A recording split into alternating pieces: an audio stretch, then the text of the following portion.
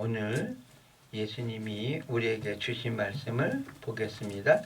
말씀은 마태복음 22장 1절부터 14절 말씀 되겠습니다. 예수께서 다시 비유로 대답하여 이르시되, 그러면서 예수님이 뭐라고요? 다시 비유로죠. 그러면 이 앞에 비유로 얘기했는데도 불구하고 원하는 결론이 나오지 않으니까 뭐 했다고요? 다시 비유로 얘기한 거예요. 그러면 앞에 비유가 뭘까요? 자, 앞에 비유는 첫째는 포도원 비유예요. 자, 포도원은 누굴 얘기한다고요? 자, 이스라엘을 얘기한다고 그랬어요. 자, 이스라엘이 예수님이 여호와께서 보낸 선지자들을 때로는 때리고 때로는 가두고, 이는 내 아들이니까 저들이 알겠지 하고 보냈더니 상속자라 그러면서 아들을 죽였다. 그러면서 건축자가 버린 모퉁이 돌이 머릿돌이 되었다 하는 비유를 말씀했어요. 자, 이 말씀을 했는데도 소기의 목적을 이루지 못하니까 예수님이 뭐라고요? 22장 1절에 다시 비유로 대답하신 거예요. 자, 22장에는 앞에 보면 뭐라고 되어 있냐면 혼인잔치 비유라고 되어 있죠. 그렇지만 사실은 이 22장은 혼인잔치 비유만 나온 게 아니고 한 가지 비유가 또 섞여 있어요. 하나는 뭐냐면 예복 비유입니다. 그래서 두 가지를 얘기하고 있어요. 자, 그러면 먼저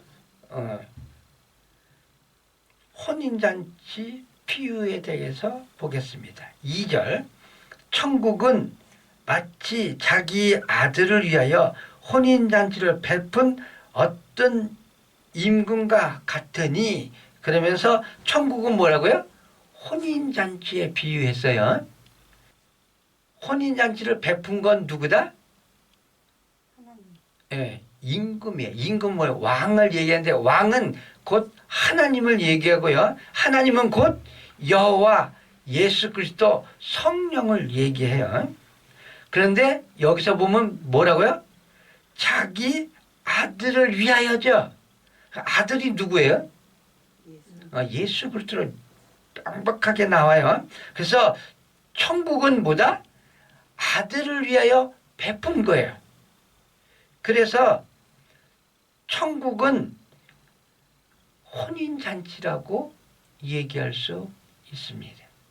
자, 계시록 21장 1절부터 4절, 9절부터 11절 보시기 바랍니다. 또 내가 새 하늘과 새 땅을 보니, 자, 새 하늘과 새 땅 그럼 뭐 얘기하는 거예요? 이 세상 얘기하는 게 아니에요. 처음 하늘과 처음 땅이 없어졌고, 처음 땅과 처음 하늘 그럼 뭐 얘기하는지 아십니까? 이거 지구를 얘기하는 게 아니에요. 처음 땅, 처음 하늘 그러면 창세기 1장 1절에 나오는 뭐예요? 천지창조 얘기하는 거예요. 이 천지창조가 다 없어졌다고 얘기하는 거예요. 그러면 다른 말로 얘기할게요. 여호와께서 분명히 그랬죠. 이사야가 여호와로부터 들었는데 뭘 들었냐? 이 세상을 멸망시키기로 작정한 것을 내가 들었다고 얘기했죠. 그러면 우리는 어떻게 생각하고 있냐면 이 세상을 멸망시키는데 뭐만 멸망시키냐? 지구만 멸망시키는 걸로 알고 있어요. 그렇지만 아닙니다. 우주 자체를 완전히 뒤엎어요. 그게 뭐냐? 여기 보여요. 내가 새 하늘과 새 땅을 보니에요. 그러므로 창조에 대해서 누구에 대해서 얘기한 거예요? 여호와 하나님 얘기하는 거예요. 그래서 요한계시록에 보면 뭐 첫째부터 일곱째까지 재앙이 있지만 그것은 단순히 지구에서 이루어진 일이지만 별들이 떨어진다 그러죠. 그럼 뭐 우주에서도 일어나는 거예요. 그래서 이 혼인잔치라는 게 우리가 상상하는 그냥 뭐 결혼 예식 이런 게 아니에요. 여러분 착각하면 안 돼요. 이 천국은 혼인잔치와 개념과 성격이 있어요. 이 혼인잔치와 배경이었으면 천국이 아니에요. 왜 그러냐? 여기 분명히 이렇게 되어 있습니다. 새 하늘과 새 땅을 보니 처음 하늘과 처음 땅이 없어졌고 바다도 다시 있지 않더라. 자, 그러면서 2절 또 내가 보면 거룩한 성 새 예루살렘이 하나님께로부터 하늘에서 내려오니에요. 그러면 이 새 예루살렘 성은 뭘 얘기해요? 인간이 진 게 아니죠. 여호와께서 내려주시는 거예요. 그렇기 때문에 요한계시록 21장에 보면요.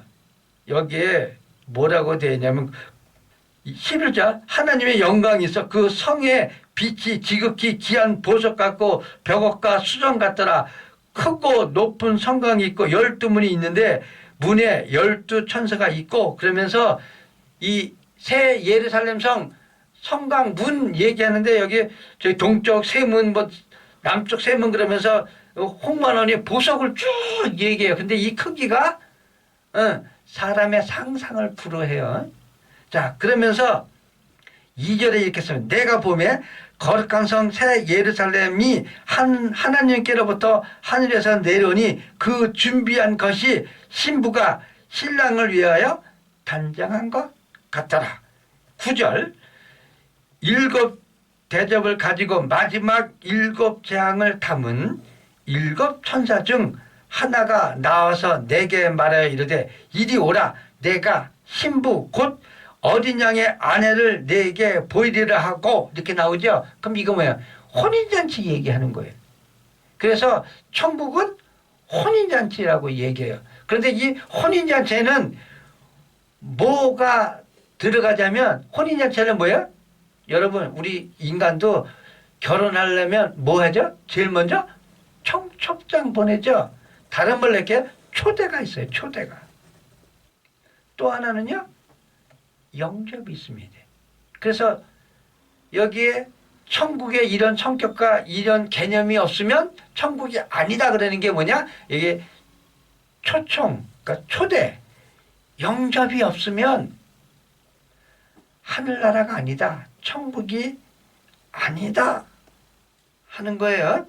자, 그런데 3절 그 종들을 보내어 그 청한 사람들을 혼인잔치에 오라 하였더니 오기 싫어하거늘 다시 다른 종을 보내며 이르되 청한 사람들에게 이르기를 내가 오찬을 준비하되 나의 소와 살찜 짐승을 잡고 모든 것을 갖추었으니 혼인잔치에 오셔서 하라 하였더니 그들이 돌아보지도 않고 한 사람은 자기 밭으로 한 사람은 자기 사업을 하러 가고 그래서 천국은 이렇게 초청과 영접이 있는데 이 당시에 이스라엘 사람들 구체적으로 얘기하면 21장 45절에 이렇게 되어 있죠. 바리새인과 대제사장들이 예수의 비유를 듣고 이렇게 되어 있죠. 자, 그러면 여기에는 이스라엘 사람뿐만이 아니고 사내들인 공의의 의원들 그러니까 그 당시에 종교 지도자들도 다 있었다 그러는 거예요. 그런데 이들이 뭐 했냐고 얘기하냐면 혼인잔치에 오셔서 그러니까 천국에 들어오셔서 천국에 들어와 하고 초청장을 보냈더니 이들이 어떻게 했냐 오기를 싫어했다. 다른 말로 얘기하면 천국에 들어가는 것을 거부했다. 혼인잔치는 뭐예요? 신랑이 있죠. 그러면 누구를 거부했다? 예수 그리스도를 거부했다. 영접도 거부했다 하는 거예요. 그러면서 이 사람들의 관심사가 뭐였냐 하는 거죠. 왜 거절했을까? 거절한 이유가 나와요. 5절에 그들이 뭐 하지도 않고 돌아보지도 않으니까 아예 그냥 관심 자체가 없는 거예요. 예? 그러면서 하는 게 뭐냐면 한 사람은 자기 밭으로, 한 사람은 자기 사업하러. 그러니까 뭐예요? 먹고 사는데, 자기 권력 유지하는데, 자기 부를 유지하는데 여기에 온 인생을 바쳤다. 육신적인 삶에 모든 것을 투자했다는 거예요. 영적인 것은 아예 거부하고, 이게 그런 뜻이에요, 여기서.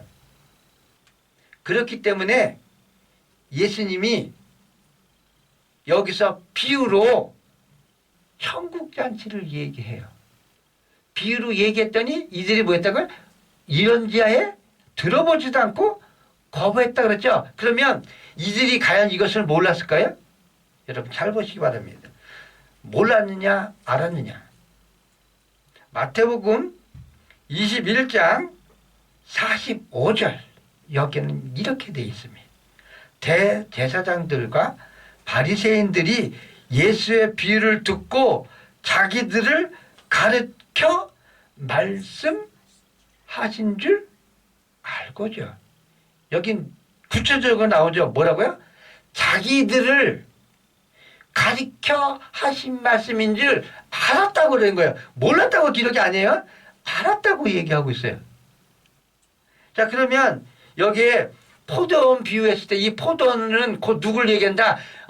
그 당시에 듣고 있던 모든 사람들, 이스라엘이라고 하는 사람들, 또한 이방인이지만 유대교에 관심 있던 사람들, 이 모든 사람들은 다 뭐였다?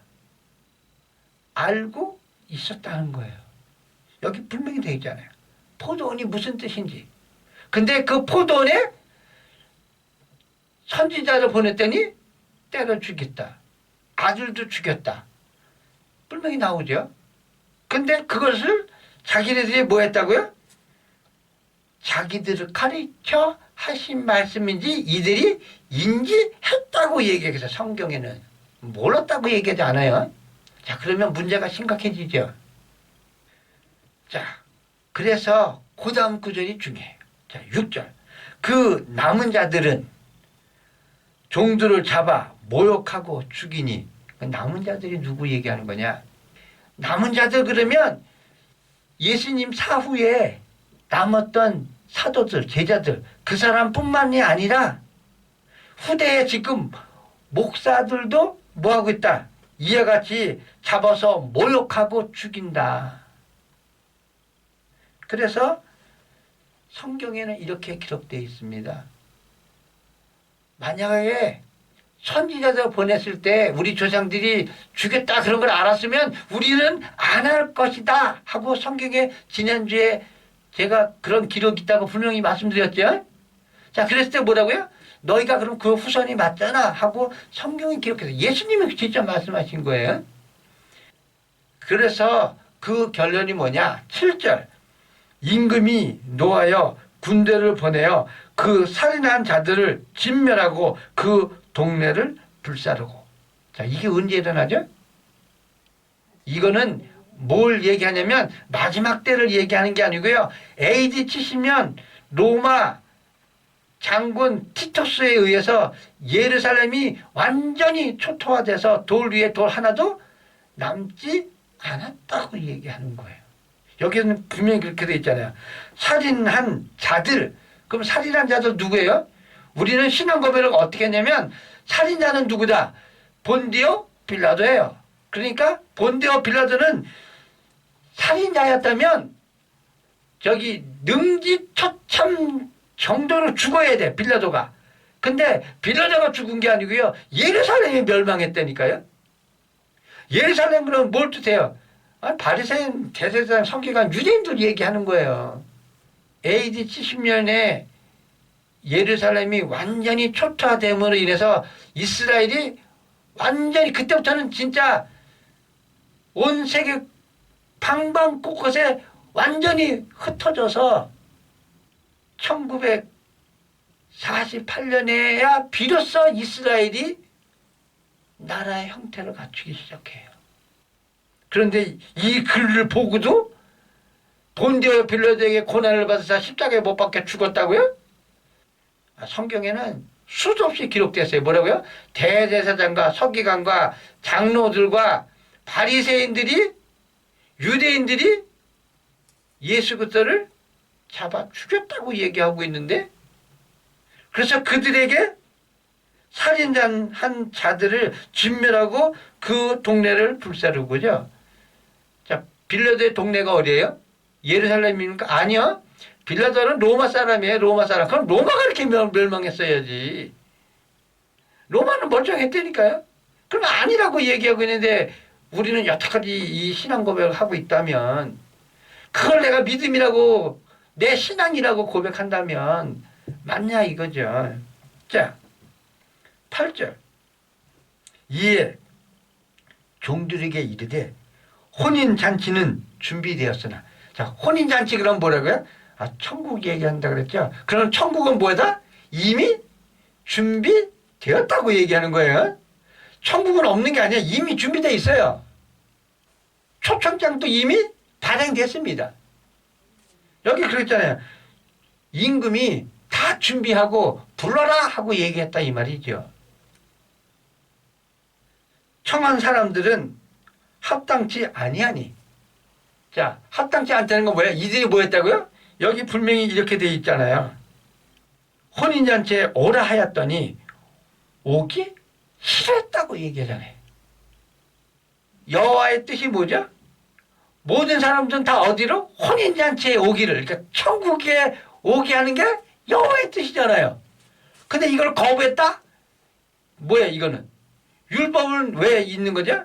우리를 혼인잔치에 참석하게 하기 위해서 율법을 주신 거예요. 근데 거부했다. 그럼 뭐죠? 율법을 어겼다고 얘기하는 거예요.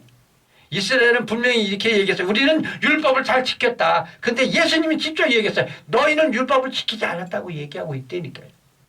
혼인잔치 하나로 비교하면 주님의 뜻은, 여호와의 뜻은 우리가 다 구원받아서 천국에 올라가기를 바랬는데 이거를 거부했다고 얘기하는 거예요. 난 천국 안 간다고 얘기해요. 지옥 간다 그러면. 그러면서 지금도 아직도 이것을 인정하지 않고 메시아가 언제 왔냐? 아직도 안 왔다 하고 기다리고 있다는 얘기죠. 자, 성경의 마태복음에 2장에 보면 헤로단이 물어보잖아요. 예루살렘에 소동하고 메시아가 어디에 나겠냐? 베들레헴에 나겠다. 예수가 왔는데 어디 선지자라고요? 갈릴리 선지자. 갈릴리에 무슨 선지자가 나겠냐? 근데 마태복음 2장에 나오잖아요. 왜 예수가 갈릴리로 갈 수밖에 없었나? 성경을 이루기 위해서는 다 그거가 다 있다니까요. 그런데도 불구하고 그들은 거부했기 때문에 여기 뭐라고요? 혼인잔치에 청한 사람들은 합당치 아니하다 하고 못을 박아버렸어요. 아예. 자, 그런데 이 혼인잔치가 왜 천국으로 비유하십니까, 목사님? 그냥 결혼식 아니에요? 자, 13절 볼게요. 임금이 사람들에게 말하되 그 손과 발을 묶어 밖에 어두운 데 내 던지라. 거기서 슬피 울며 이를 갈게 되리라 하니라. 그러면서 여기죠. 어두운 데. 어두운 데는 뭐예요? 지옥 얘기하는 거라니까요. 밝은 데는 뭘 뜻해요? 천국 얘기하는 거예요. 자, 그래서 9절. 사거리 길에 가서 사람을 만나는 대로 혼인잔치에 청하여 오라 한대. 그러면 아무나 무작위적으로 거지가 됐든 옷을 잘 입었든 무작정 뭐 해라? 끌고 오라는 거예요. 이건 다른 말로 얘기하면 복음이 이스라엘에서 누구를 옮겼다? 이방인에게로 옮겼다고 이렇게 한지적으로 이렇게 얘기하고 있어요. 이게 그런 뜻이에요. 10절. 종들이 길에 나가 악한 자나 선한 자나 만나는 대로 모두 데려오니 혼인잔치에 손님들이 가득한지라. 자, 여기는 분명히 기록되어 있죠. 뭐가 먼저 나와요? 선한 자예요? 악한 자예요? 악한 자가 먼저 나와요. 그러면 우리는 선한 자입니까? 악한 자입니까? 여러분 잊어먹지 말아요. 여러분 뭐 선해서 여러분이 저기 뭐 뭔가 뭐 대단해서 청함받은 게 아니라요. 전적인 주님의 은혜로 초청장 받았다고 하는 얘기예요. 그래서 여기에 그제 악한 자나 선한 자나, 선한 자가 어디 있어요? 다 악한 자지. 예? 그래서 이스라엘을 뜻하면 이스라엘은 선한 자고 이방인은 악한 자잖아요. 예? 그래서 악한 자나 선한 자나 다 들어 얘기하는 거예요. 자, 그래서 이방인에게도 빛이 비추기 시작했다. 그전에는 이방인에게 빛이 안 비쳤어요. 빛은 오직 이스라엘에게만 비쳤습니다. 그래서 이스라엘을 통해서 어둠이 빛에 환히 드러나니까 사람들이 그 빛을 보고 어둠에서 빛으로 나오라고 이스라엘을 선택해서 초청했는데 이스라엘은 거부했다. 그래서 어둠 속에 있던 이방인들을 초청해서 그들이 다시 빛이 비추게 하라는 게 성경의 뜻입니다. 자, 그것을 보고 나중에 마지막 때에 유대인들이 그걸 보고 우리가 잘못 알았구나. 메시아가 오셨는데 우리가 거부했구나. 혼인잔치에 초청했는데 우리가 거부했구나. 알고 돌이키게 하기 위해서. 이게 성경 구절입니다. 자, 가득한지라 11절 임금이 손님들을 보러 들어올세 거기서 예복을 입지 않은 한 사람을 보고죠. 여기 자 보세요. 천국에 올라갔어요. 그랬더니 예복이 있어요. 예복이.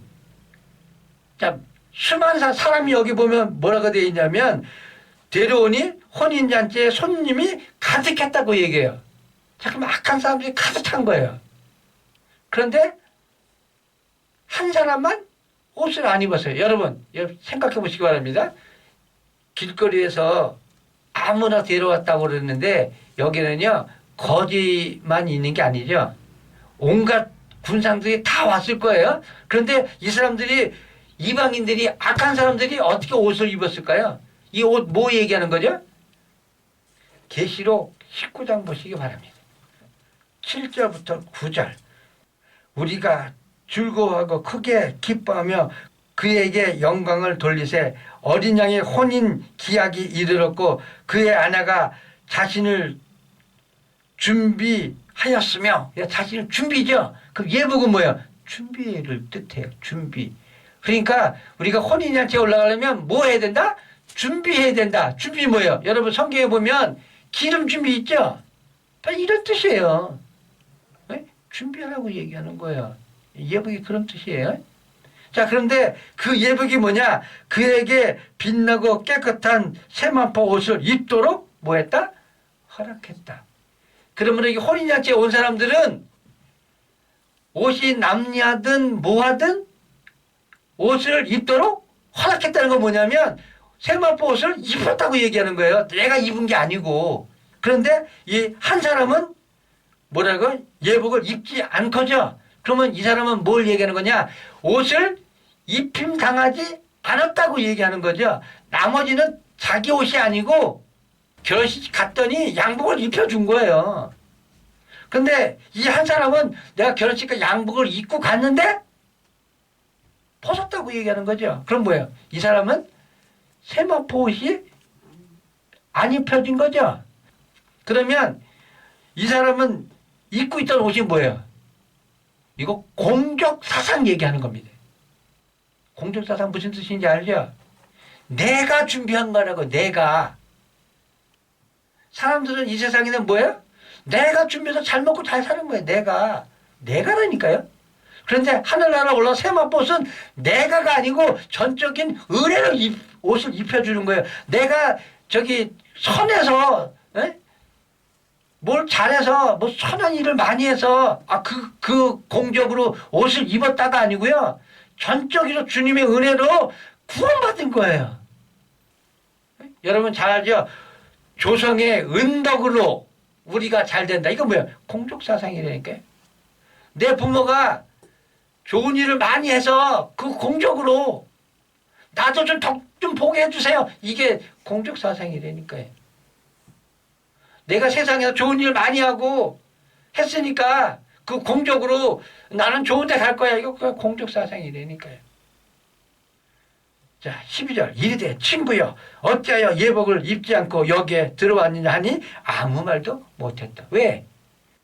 내가 한 것 갖고 가서 올라갔더니 아무것도 아니라는 거죠. 옷 벗은 자와 마찬가지예요. 나머지 사람들은 내가 한 거 아무도 없는데 전적인 주님의 은혜로 초청받아서 그냥 들어간 거예요.